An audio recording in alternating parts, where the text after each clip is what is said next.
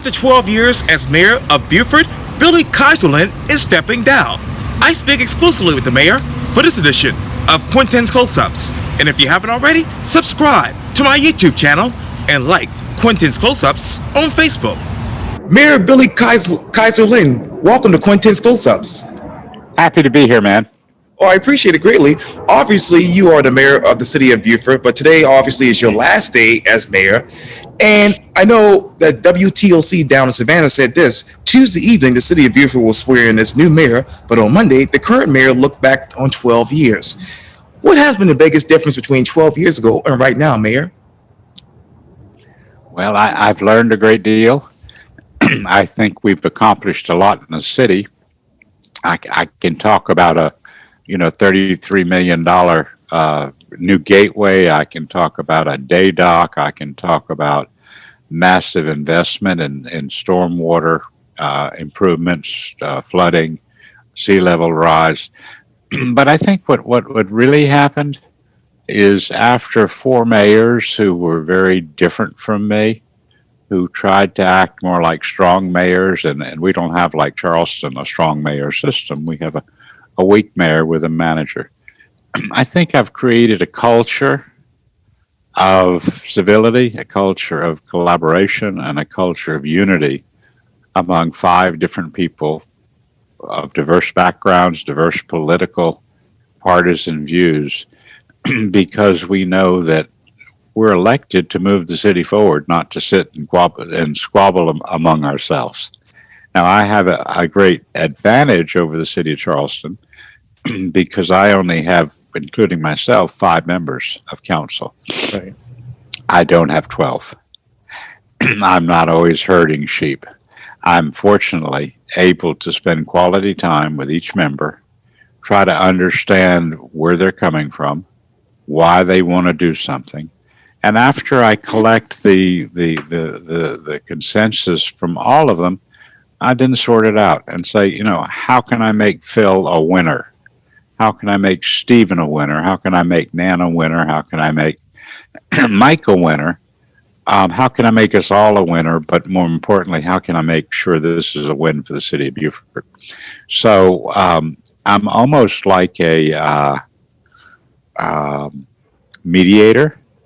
I have very strong views, and I use my newsletter. I've sent out over 600 in 12 years. I use the public forum to express the direction I see, but my vision's no good unless I can bring 4 members on board with me. So I think that more than the physical things that you name somebody for, like highway, the so-and-so highway or bridge or what have you, I think, and someone asked me today, what is my legacy? And I said, that's not up to me. That's up to the people. How are they going to remember me? Not how am I going to remember me and what I did, but how are they going to remember me for the impact I had on the city? And I think that impact was to starting with our small group of council, spread through the community. Give people a chance to be heard, encourage them to be heard, encourage them to be on boards and commissions, encourage them to speak out, encourage them to disagree if it's civil, but it has to be civil. We have work sessions, which are sort of unique to a small government, and 3 evenings a month. We have no Robert's Rules of Order. We do put it on our Facebook. We do invite the public into the room. But it's where we and maybe stakeholders from the public just sit around a table and we talk. We don't vote. We won't take something immediately from that meeting to the next meeting. We give it public notice, but we throw ideas around the table, and I call it we build common ground. As a matter of fact, Mayor, you said this. The most important thing is the most fun I've had leading on these work sessions. And you said that you're proud of the way you have worked with the city through a recession, through growth, and through a pandemic. Now, obviously, they're looking towards the future. What were those work sessions like when it came to working with the city through a recession? What were they like? Were the sessions like when it got to dealing with the recession? Yes, sir. We brought in people who had experience, more experience than we did. who understood municipal financing, who helped us understand what our options were. Do we take a park renovation of several $1 million that's on a mortgage, and do we turn it into a revenue bond, which means that it doesn't account against our overall bond rating, which is limited by the state, but revenues from tourism and accommodations dollars guarantee the payment of that bond. So instead of paying 6 or 7% to a bank on a mortgage that had an end of 7 years, we're now paying out of these funds that are guaranteed over a longer period, which at about a third, about 2.5%, I think, on the bonds. So we looked at what were the vehicles. We also looked at what a city can do without. What are our most basic needs, and how do we streamline them? So we started a budgeting process, which is someone calls zero-based budgeting.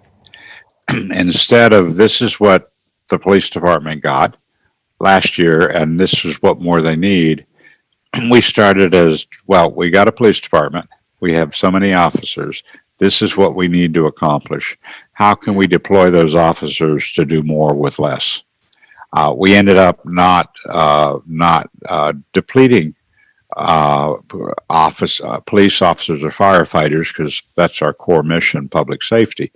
But it was an exercise that Public Works, for example, we decided it was really more efficient for us to outsource the collection of garbage, for us to outsource some of our park maintenance, because why should we have a lawnmower crew and a backup equipment when we only mow the lawns maybe 5 months a year?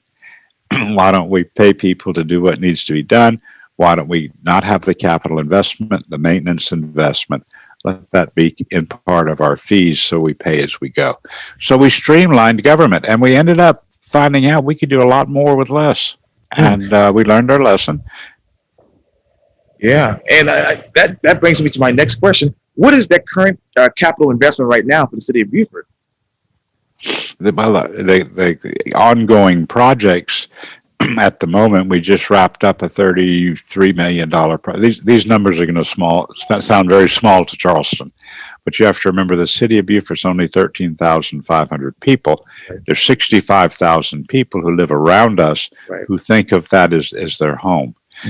But at the moment, our capital investment is in the City Hall complex, which will be paid off in, I think, 2 years. Our capital investment through revenue bonds that are funded with stormwater fees right now is about $7 million, but it'll go to $10 million. Nothing compared to $2 billion for Charleston. We have some leases that are considered debt, so capital investment, but it's very low right now. It's very low. We reserve 28% of our general fund. We set it aside for emergencies, so we keep that. So we operate with 27%, 8% less of we keep complementing that as it gets drawn down for an emergency. So, but our focus at the moment is as you can imagine, is stormwater, an antiquated system, a changing environment, more rains, rising sea levels. How do we mitigate the challenges today, but be prepared for the challenges of tomorrow? Now, how long has this stormwater system been antiquated, Mayor? Well, Beaufort's 300 years old, second oldest city next to Charleston. And some of those old clay pipes in our historic district have probably been there for a couple of 100 years when they first put in sewer and stormwater. So it means taking up streets. It means replacing broken tile pipes with more sustainable pipes, or maybe even taking up steel pipes that have eroded and coming in with a longer lasting kind of a pipe. It also means larger outfalls. The outfalls that may have been 16, 18, 24 inches might need to be 48 inches because we have more roads that are dumping water off the sides. We have more rooftops that are dumping water off the sides. So we've outgrown the system. And so with sea level rise, that's much more important that that system flows.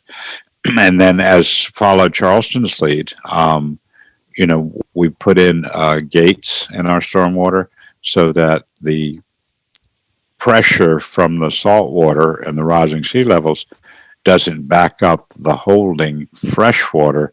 We can keep them segregated. We hold the fresh water until the salt water goes down, and then we can discharge in there. It's very similar to what you've been doing in Charleston. Fortunately, it's a smaller scale and less expensive. And you talk about, yes, sir. Ultimately, we're going to have to look at some seawalls. I'm very hopeful that we have I don't think I'm sharing a secret, but we have a new company in Beaufort which recycles glass into a substance that is like concrete, but the difference between it and concrete is the salt water eats away at the concrete and it eventually wears out. This product gets stronger when it gets wet, and they're looking at maybe 100, if not 200 years of life to it. So we begin to work on elevating seawalls, reinforcing seawalls. I'm hoping their product will be online because we'll become the showroom for the world of this new technology. Yes, sir. And exactly where would those seawalls be placed inside the city of Beaufort? Where the seawalls? Where would you? What entry points? Yeah, our lowest point is clearly in our historic district, our oldest area. We get water coming over the seawall in our big waterfront park. We have a neighborhood that's out on a peninsula. Beaufort is a peninsula. It's a peninsula on Port Royal Island. So we're surrounded by water. And so we have a seawall, and then fortunately, we have the semblance of a wall that was built years ago. And from a permitting point of view, as long as we build it on the interior of the existing wall, we don't have all the complicated permitting that can slow things down. But that's going to take a partnership because a lot of that wall is in front of private property. Right. Now, does the city on private property install seawalls?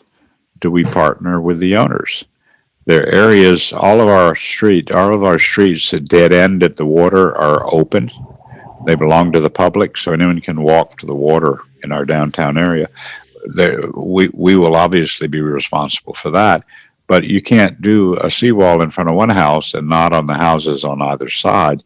So you're going to have to get the neighbors to collaborate and work with us. I mean, we would clearly contribute engineering. We would clearly participate. But then you get to the question, it's complicated, and it's very similar to Charleston. But you got people who live a block back, and they say, well, I don't have a seawall. It's not my responsibility. Well, the bottom line is their neighbors have a seawall that is being overridden, and the water's coming a block back into their yard. So that's when it becomes a public health and safety issue, and a rationale for the city working with the individual property owners to address the problem. And how do you address those people as far as partnership right now?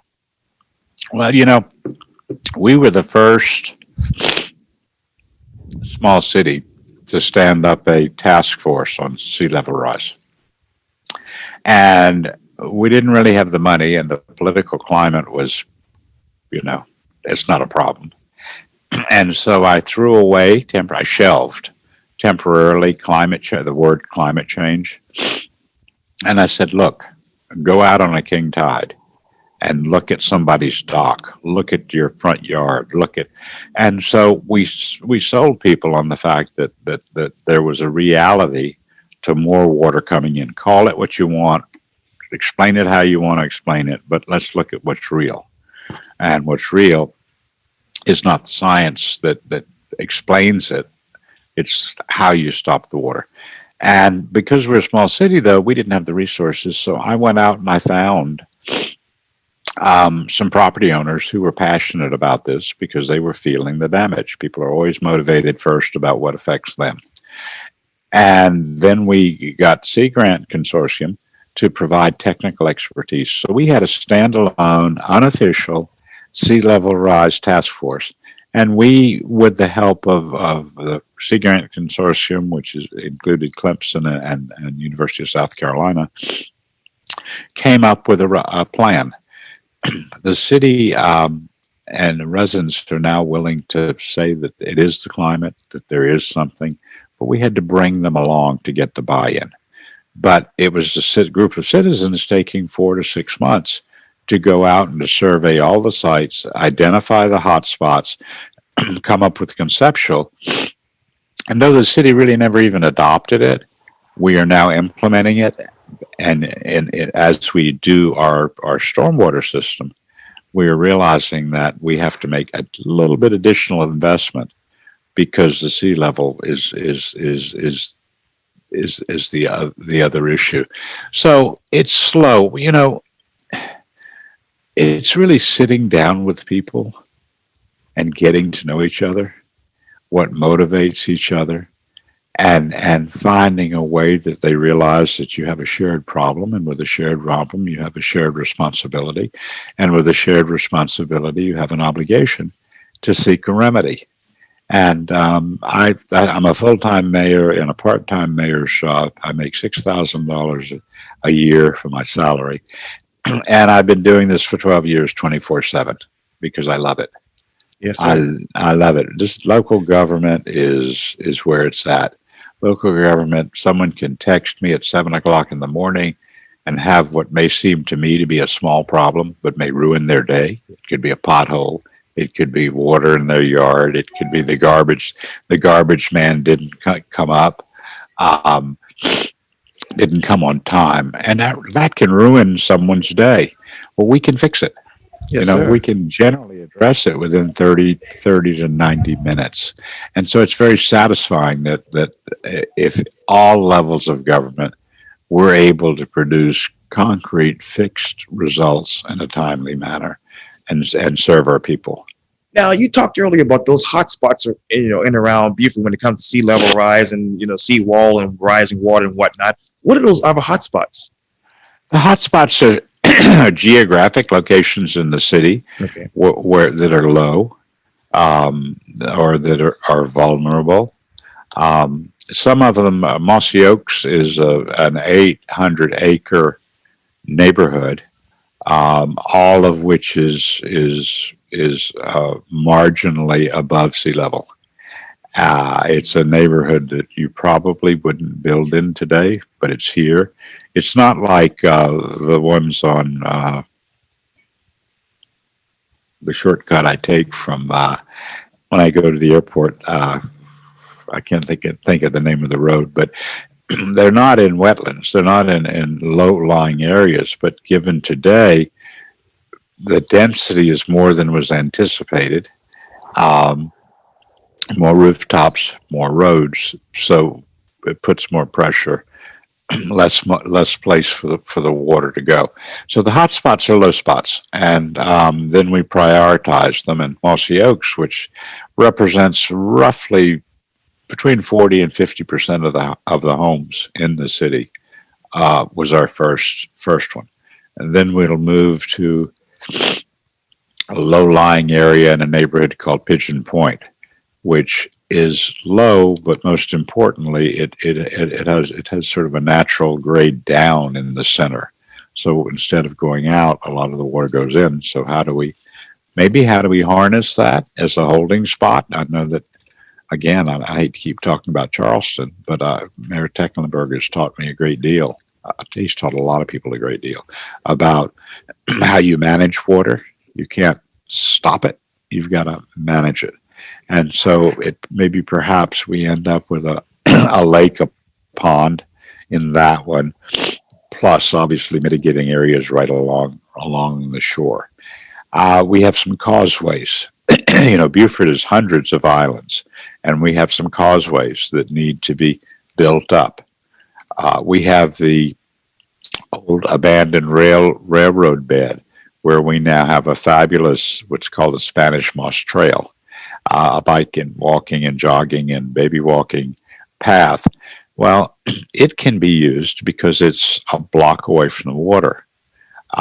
We can raise that a little bit, and it acts as more of a natural seawall. We can plant. We can plant. The more we plant, the more water, the fresh water gets soaked into the ground more quickly. So it's a combination of it's a different approach for each of the different problems. Now, those causeways that need to be built up, where's the infrastructure right now for that? Well, I mean, it's not the city of Beaufort, but the causeway and approach to Hilton Head Island can be breached by water. They're working on a multi-$100 million project to build a new bridge, and at which time they will then raise the causeway. Anywhere you're going out to the beaches, to the islands, it's going to be. But we also have, like on St. Helena Island, some very small islands that much of which is land that families have held on to since Reconstruction era, after slavery when they got it. Um, and luckily, a lot of it's been farmed, so there's good drainage on it, but other areas are not. But the woman who raised me lived on an island, and at the time, this is many years ago, she had a dirt road causeway. And when I would go to drive her home on St. Helena, I couldn't drive across the causeway. She had to walk through the water to get there. And that has been raised, but that will have to be raised again. Wow. And speaking of the Reconstruction era, let me talk to you about the obvious, Share Common Ground. And this is a book that you co-authored with another person. And it says this: in a nation riled by deepening divides, racial tensions, the killings of black citizens during law enforcement encounters, and other examples of societal turmoil, Mayor Billy's book offers a new approach to helping citizens gain a shared understanding of our value to each other. What are those values that most people have a shared understanding of right now, Mayor? Well, we all share, yet we see the worst of it coming out today. We've got to, as I watched the whole campaign season, I kept hearing about how we're going to solve problems of race, problems of discrimination against people of color, against women, against Hispanics, against Asians. And I think that while these government programs can be band-aids, and they've worked before as band-aids, they're covering the wound and stopping the bleeding. I think, as difficult as it's going to be, we've got to reach into the soul and we've got to drain the poison, because the Civil War has not, in reality, the Civil War never ended. You had the Reconstruction era, the area, it quote, ended. You had the Reconstruction era. You had some incredible accomplishments of people who moved straight out of being enslaved to be very successful. The 16 traditionally black colleges and universities were started in that window. The 13th, 14th, and 15th Amendments, freedom, citizenship, the right for men to vote, all came out of Reconstruction. You had elected officials, probably about 2,000 of African Americans were elected to office after 1865 going forward. But what happened, of course, is they were too successful.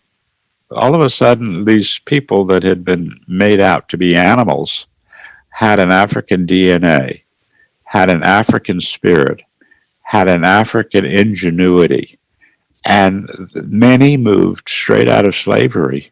For example, you're on St. Helena Island. It's 1861. The Battle of Port Royal Sound, the only battle we had, is over. So the war's over, started over in Beaufort in 1861.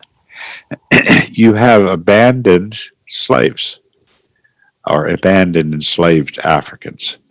And so imagine yourself, and we try to put in our education, we try to ask kids to close their eyes, forget that someone made them breakfast, forget they slept in a soft bed, forget that someone drove them to school, forget that they had a snack at school, forget that they have friends at school, forget that they imagine waking up in the morning with no one to tell you what to do.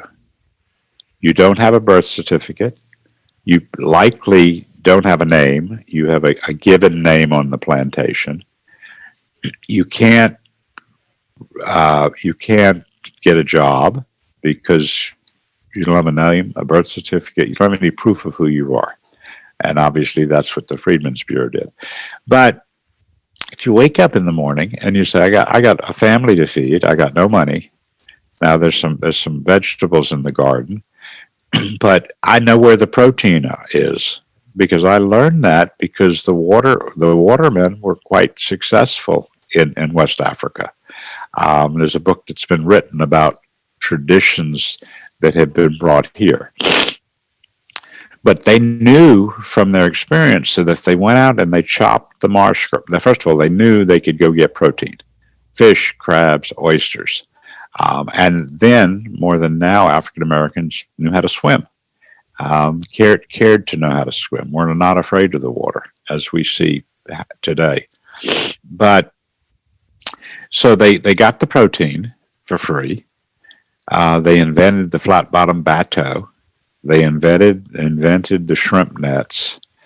They invented ways of preparing these as meals, all of which come out of where they came from, that survived the slave experience of slavery.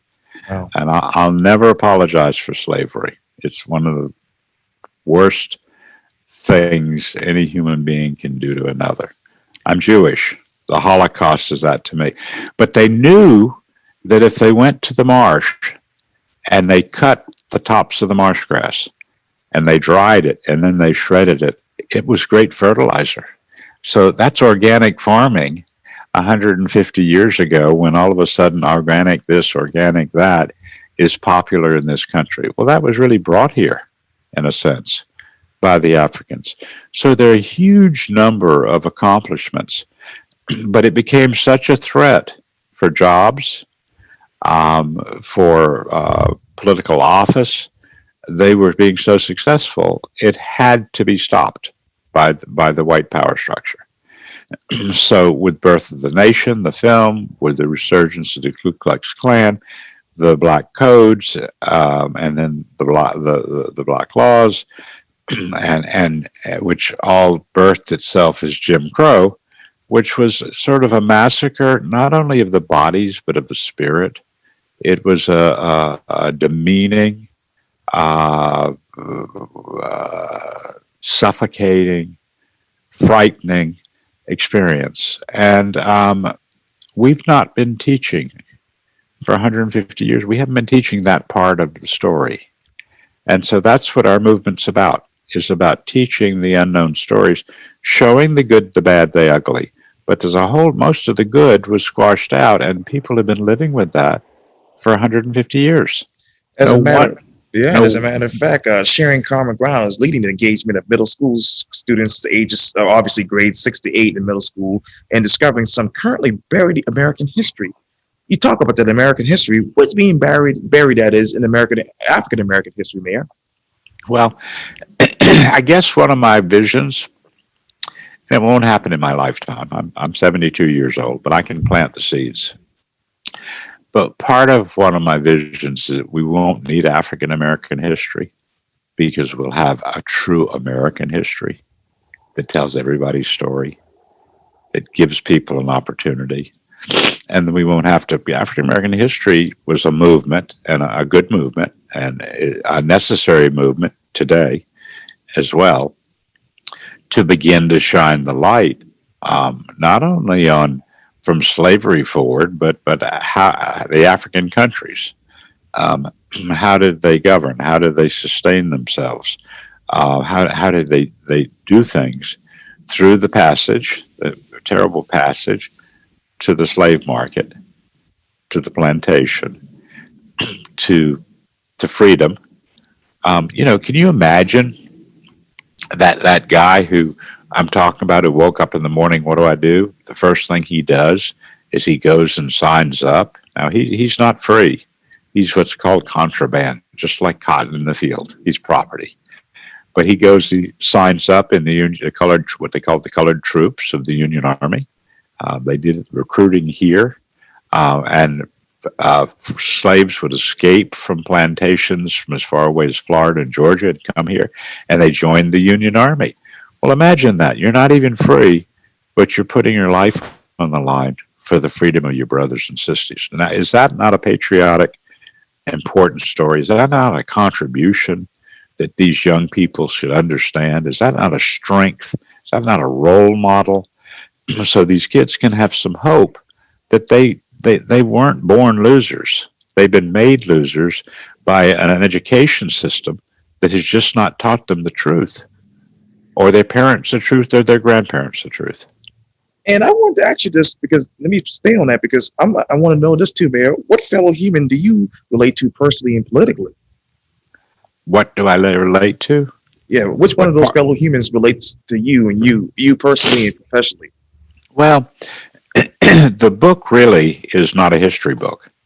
The book is a personal journey of my life, and why it is when we have a peaceful protest with George Floyd's murder, how a white man, can walk into a group of 50 black men standing on the corner asking people to honk their horns for justice and feel that they're my brothers and my sisters. Um, their skin's darker than mine. My hair's redder than theirs. My hair sometimes is as nappy as anybody else's. I have a fun story in the book about that, about how my nappy hair helped me. But I grew. My grandfather came here as a political refugee. He was 18 years old. He was running from oppression in Russia. He got a job in a cotton gin. He became the head of the department gin. He then moved up in the company. He ended up being the president of the company. They had 3 to 5 cotton gins. They had 7 country stores. He organized black and whites, large and small farmers. And he said, we got the best Sea Island cotton in the world. Why are we so inefficiently competing against ourselves rather than competing together? So pretty early, for about 1900, he was, 1890s, he was organizing buying and selling cooperatives among all the farmers because their common ground, they had worked hard to grow this cotton, and they wanted to generate as much as they could so they could expand their operations, they could feed their families, and they could begin to build some security and some wealth. So I grew up in that environment. My father was a country doctor. Um, I'd say 80% of his patients were people who were not covered because there was no Medicaid at the time. There was no Medicare at the time. There's very little private insurance at the time. But we had, thousands of families here who lived without running water in my lifetime, without running water, without indoor plumbing, without health care. And he dedicated 60 years of his life to serving those people. So I resented it on the one hand because he didn't spend time with me taking me fishing or hunting or doing the things you're supposed to do as a Southern boy growing up. My joy and my time with my father was going with him on house calls. So I went into homes and I learned how people lived. And then um, I fast forward to going away to school because I'm dyslexic. I can't read. I went to I went to Boston, and I saw in the Boston area the discrimination, the literal race wars between the South, but had been between the Irish when the Italians came, and they, the Irish are tough folks. They don't like black people. They're afraid. So I said, "What is this all about?" So in high school, I wrote a paper, and my teacher um, gave me an A for creativity and an F for history because I didn't write history. I wrote a vision, and that vision was that the poor white dirt farmers had more in common with the freedmen. And had they realized the alliance they had, how different would the world be today? Because we have been separated intentionally, and that goes beyond black and white. There's just such a clear picture of black because there's such a long history of black, and it's just an extreme circumstance of coming out of slavery than some of the other ethnic groups. But so I said, it would be a different world order. It's economic. And, I'm a white man, you're a black man. We're both applying for the same job. I've got an advantage. I'm just going to have an advantage because I'm white. You and I are standing on across the street from each other on a street corner, and there's a call for police service because a convenience store has been held up. You are considered a potential criminal. I'm just a guy standing on the street because that's been taught to us. That's been taught to our police officers. That's why when I spoke at a high school graduation inside one of our state penitentiaries, I had 40 men, 36 of whom were black, 4 of whom were white. Yet they were all getting their high school degrees in that penitentiary. Now, there's something wrong there. There's something wrong there. There's nothing innately wrong with being born a person with a different skin pigmentation. But, babies don't choose to be born. They're not born discriminating. They're not born mean. They're not born angry. They're born hungry. They're hungry for physical nutrition, but their brains are sponges. And so they absorb what's around them. And so they begin to see, fortunately, they're way ahead of us. You go to you go anywhere from a preschool to an 8th or ninth grade, you'll see black kids and white kids walking hand in hand. They don't know the difference. But they begin to be taught by their parents that they're competing. If you really want this, you better not let him get it. You got to get it for you. And that's wrong. So the premise of America is a place that would assemble people from all over, be the safe place where democracy could work. One of the failures is that we didn't see the common ground, that we didn't grow the pie as we grew the population, but a better way for the upper class, whatever that may be, political elite, financial elite, what have you, the better way for them to maintain the status quo was to have us fight with each other, to have us compete with each other. So I'm turned against you, not even knowing you in my early years. There's something wrong with you. There's something more right with me. And that's not true. That's just not true. We bleed red blood. We are generally, except for some unique situations with teenage pregnancies and drugs and some things, we're all built capable. But we fall into a system that consistently builds me up artificially and pushes you down artificially as a black man. And so the common ground is that we have been used, in this case, the common ground is that we've been a tool, and that making us trying to build hate, mistrust among us is benefiting somebody. And we've got to understand that. And together, our collective power we can become that somebody. But it's not you and me, it's masses of people. I had a lot of follow up questions to ask, but we're running out of time. So let me just jump right into we'll save it for another day. But I know, obviously, you told one of the television stations down there that never give up and never get up and leave the table. Stay at the table, keep your voice, and find common ground because that common ground is going to be what's best for all the people. How will you keep your voice, Mayor, and stay at the table down in Beaufort and across South Carolina? um, well, one of the reasons after I ran for mayor in 2008, no one opposed me in 2012. No one opposed me in 2016. I don't think anybody would oppose me had I decided to run this year. But there's certain functions in a city, and there's certain functions for society. And I didn't think that it was right to mix the mechanics, the financing of running a small town with such a complex issue that is going to be divisive because we have to own up. We have to own up. We have to look at our past. We have to look at the good, bad, the ugly. And we have to stay at the table because we are humanity and we all want something better for the next generation.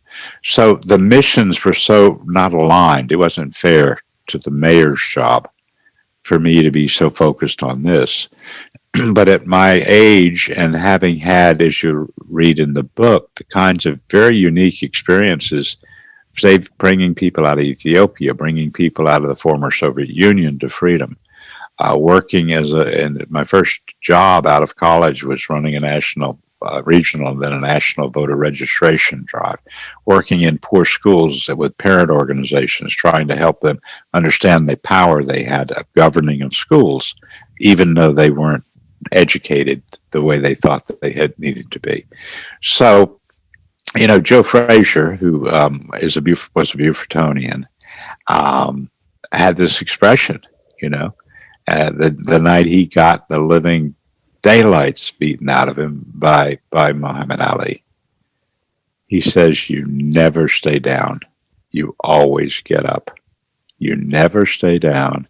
You always get up." And to me, I interpret that even in government.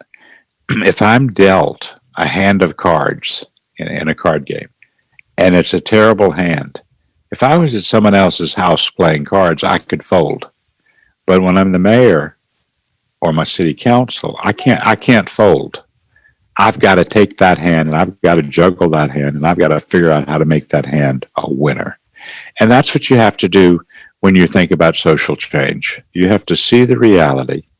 You have to try to convince people. My last act and my last formal meeting tonight is ceremonial, Right. but was to bring together a panel from the United Daughters of the Confederacy, the Sons of Confederate Veterans, the Sons of the Colored Troops of the Union Army, and Reverend Hodge is an African American icon in our community, to talk about monuments. We do not have John C. Calhoun. We have some very small monuments, but we had a community discussion on Zoom where people who thought they were enemies, who thought they really should be fighting each other, realized that they both shared heritage. And we have to figure a way that we can share our heritage without offending other people. I tell them, the blackboard's half full. We have your history. We don't have African American history. And so there's room on the blackboard to write the new stories that are being uncovered every day about Black success, about Black gallantry, about Black leadership, about Black ingenuity. We can put that on the board. And it doesn't mean we have to erase your side of the board, because then people can see a bigger picture. And if we owe anything in American history, it is to show a whole history. And so, as I say, you never fall down. You have disappointment. I have disappointments every day because it's hard for people to understand and accept that one man has been working on this for so long and it plans to make it a national movement. It's difficult to raise money. I'm getting lots of interest, but I need money to have people to have the programs that people can volunteer on and work on. So it's climbing a very steep mountain, but guess what? You'll never get to the top if you don't try. And what will that movement be like in the next 5 years? What's it going to look like? Yes, sir. It's going to look like we now have the Reconstruction Era National Park, National Historical Park in Beaufort County. Working with the Park Service, we'll be adding sites throughout the state, throughout the country as part of a network of sites. So we're the epicenter. Well, what we plan to do to complement that is make Beaufort the epicenter of teaching Reconstruction. So we will be recruiting teachers. In 5 years, I'd hope we'd have 5,000 teachers, a network, who would share digitally, electronically, information, conversations, because they're pressure on them now to teach Reconstruction, but they weren't taught Reconstruction themselves. I wasn't taught Reconstruction. You weren't taught Reconstruction. You may have been taught about 40 acres and a mule, but that never really happened to any serious degree. So 5 years, I would hope to have a network that gets into almost every county in this country with a cadre or a cohort of teachers who are constantly learning and helping each other teach their students at the youngest age possible that there really can be a rainbow, that the future is not a dark hole of a prison cell or having 5 children you can't take care of, or any of the outcomes that we see today, being suspected because you're black as a victim. I mean, as a perpetrator of a crime, just because of the color of your skin. So it will be a network, a database, and then a grassroots movement to push educators and government to write a true and teach a truer, more complete history of what I think is potentially a great country. And so the subtitle of the book, of course, is Promises Unfulfilled but Not Forgotten. Well, right. We're gonna dig them back up. We're not gonna forget them. We're not gonna let them disappear. We're gonna bring those promises back. And those promises go back to the 13th, 14th, and 15th Amendment. Freedom, citizenship, the vote. The most powerful tools any country could have. But they've been abused. They've been forgotten. They've been buried. And which one of those tools describes you as a politician? Me? Yes, sir. I'm a caring, compassionate person who wants to meet everybody I can, learn their story, and figure out how we do something together that's good for each other and good for a larger crowd. That's just my nature. I'm very fortunate. I'll tell you a quick story, and then sure. I know we got to go. During the former height of the pandemic, I was asked, among other people, to go and speak at a graduation in a penitentiary. As I think I said earlier, 36 were black, 4 were white. All of the other speakers wanted to do it by Zoom. It was only an hour away from me, 40 minutes away from me. And I said, I know there are risks, but I can put on my gloves, I can put on my mask, and I can go and figuratively touch those 40 people who, under the circumstances of being incarcerated, were getting an education, and that day were getting diplomas. So I went. Some of my friends said, don't go, it's too dangerous. I said, I'll protect myself. So I went, and the first thing I did, we got a bunch of nice speeches, but they were all on a television set way up on the wall, and it didn't connect with people. So when they introduced me, I took the mic loose. I got off the stage, and I walked around among the inmates, graduates. And I said, I'd never been in prison before, and I hope I never am incarcerated. But as I walk to the door, I realize that. But as I sit on the stage and I see you with the sense of pride that you got a high school diploma and you achieved something, I'm reminded that I've been imprisoned all my life. They looked at me. I said, I've been in prison because I can't read. 72 years old, and I can't read very well. And I've worked all my life on it. But I overcame it. I learned how to learn my own way, mostly through my ears. I graduated with magna cum laude from a competitive school. I got a graduate degree. I worked on Capitol Hill. I've run several businesses. I've been a legislator. I've been a councilman. I've been a mayor. But I had to work my way out of prison. I did not go to my college graduation ceremony, nor to my graduation from graduate school to receive a diploma. I asked them to mail it because I didn't think I was worthy of it. I said, now, that's the kind of prison I've been in. You've been in your prison. I've been in my prison. What I've decided to do with my prison is to turn every good thing I have into doing something to help someone else not be in my circumstances.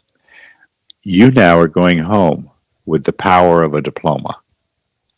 And it's not just a piece of paper. It's something you should hold proud. It's a ticket to being a leader in your community. It's a ticket to getting better education. It's a ticket to helping young people in your community. So you've got to use it. Just like I use the benefits of my incarceration, you go home, you become a leader in your community, you continue your education, follow a trade that you're interested in, keep others from getting into trouble like you've gotten into, which is a setback, even though at least you got the education, which you otherwise wouldn't have had. That's your responsibility. Well, to my surprise, I got cheering and a standing ovation because here's this politician who wants to be on the floor with them, talking to them, rather than preaching at them. And they saw a different kind of freedom they had. They have a freedom to read. They have a freedom to learn. They'd proven it. Now let's take that home with you and let's put it to work in your community. That's who I am. That's Billy Keyserling. Yes, sir. And this is my book. Right, I have the house is laying on my bed. Okay. Don't let it put you to sleep now. Well, Beaufort Mayor Billy Keyserling, thank you so much for your time. And again, welcome to the award-winning Quintin's Close-Ups, and good luck to you. Thank you. I appreciate it. This has been a great time together, great hour together. Yes, sir. Thank you. You be well. I hope we keep your listeners' attention. Absolutely. Yeah, thank you. And I hope we recruit people to work with us on this long march up that mountain. Okay. And good luck to you on that as well. You be well, and we'll meet in person one day. Okay. Same, likewise. Thank you, Quintin. Thank Appreciate you. it.